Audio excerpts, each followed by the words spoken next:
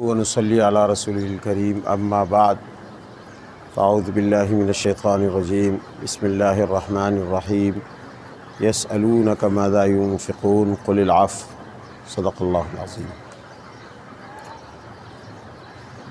1442 ہجری کے رمضان کا 9واں روزہ ہے۔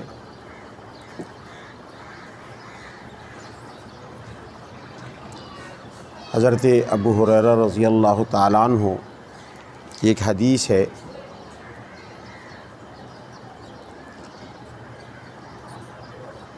حضرت ابو ہریرہ فرماتے ہیں کہ ایک دفعہ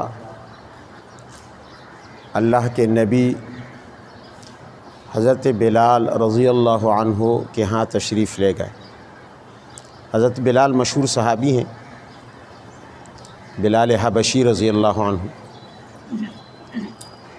حضرت بلال اصحاب صفہ میں سے ہیں، یعنی نبی علیہ السلام کے مدرسہ کے خصوصی طالب علم، جیسے حضرت ابو ہریرہ بھی خصوصی طالب علم تھے۔ تو حضرت ابو ہریرہ فرماتے ہیں کہ ایک دفعہ دخل رسول اللہ صلی اللہ علیہ وسلم علی ابی ہریرہ علی بلال، حضرت بلال کے وہاں تشریف لے گئے تو دیکھا فوجد عنده صبرة من التمر، وہاں چھہاروں کا ایک ڈھیری سی لگی ہوئی تھی، چھہارے پڑے ہوئے تھے۔ چھہارے جانتے ہیں آپ؟ کھجور جو خشک کر لی جاتی ہے اس کو چھہارا کہتے ہیں۔ کچھ چھہارے پڑے ہوئے تھے تو نبی علیہ السلام نے پوچھا ما ھذا یا بلال، بلال یہ کیا ہے؟ اب ظاہر ہے کہ نبی علیہ السلام کا مقصد یہ نہیں تھا کہ آپ جانتے نہیں تھے کہ یہ چھہارے ہیں۔ عرب کی سرزمین تو کھجوروں کی سرزمین ہے، اس لیے نبی علیہ السلام چھہاروں کے نام یا ان کی حقیقت کے متعلق نہیں پوچھ رہے تھے۔ مقصد یہ تھا کہ آپ نے یہ کس لیے یہاں رکھے ہوئے ہیں۔ تو حضرت بلال رضی اللہ تعالی عنہ نے فرمایا کہ یا رسول اللہ، میں نے کل کے لیے ان کو جمع کیا ہے، ادخرتہ، میں نے ان کو جمع کیا ہے کل کے لیے، تاکہ اگلے دن یا اس سے اگلے دن یا اس سے اگلے دن، ایک دو دن تین دن چند دن تک پیٹ کا انتظام ہو جائے۔ ہر انسان کے ساتھ پیٹ لگا ہوا ہے، صحابہ کے ساتھ بھی لگا ہوا تھا۔ تو یہ کوئی ایسا ناجائز کام نہیں تھا، شریعت میں جائز ہے، آپ ذخیرہ کر کے رکھ سکتے ہیں۔ لیکن بعض لوگ ان کا مقام بہت بلند ہوتا ہے، ایک ہوتے عام سطح کے لوگ نا، اور ایک ہوتے بلند مقام والے۔ بلند مقام والوں سے بلند باتوں کی توقع ہوتی ہے، ان کے لیے عوام کے احکام نہیں ہوتے۔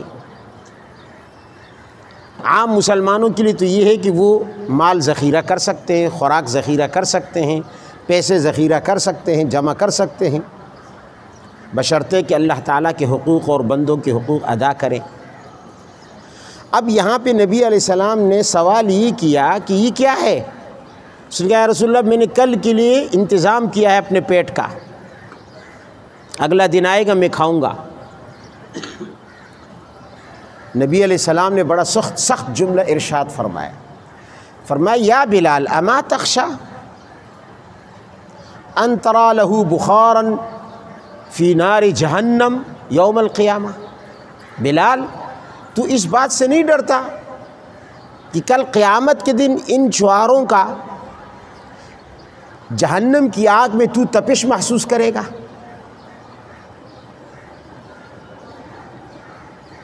یعنی تو عام بندہ نہیں ہے، تو اللہ تعالیٰ کا خاص بندہ ہے، تیرا توکل اتنا نہیں ہے کہ جس ذات نے آج رزق دیا ہے وہ کل بھی دے گا۔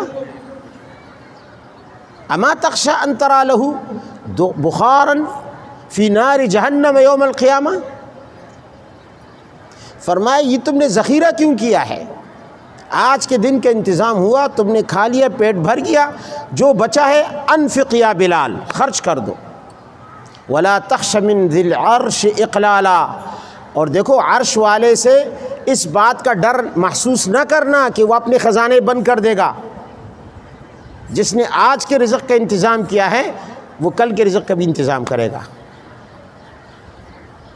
یہ توکل کی اعلیٰ سطح ہے۔ میں نے کہا نا کہ ایک عام مسلمان ہے، عام مسلمان تو کر سکتے ہیں، لیکن یہ خواص کی بات ہے، جو اللہ تعالیٰ کے خاص بندے ہوتے ہیں، جو اللہ تعالیٰ پر کامل توکل اور بھروسہ کرنے والے ہوتے ہیں، یہ ان کی بات ہے۔ اللہ تعالیٰ ہمیں ان میں بنا دے۔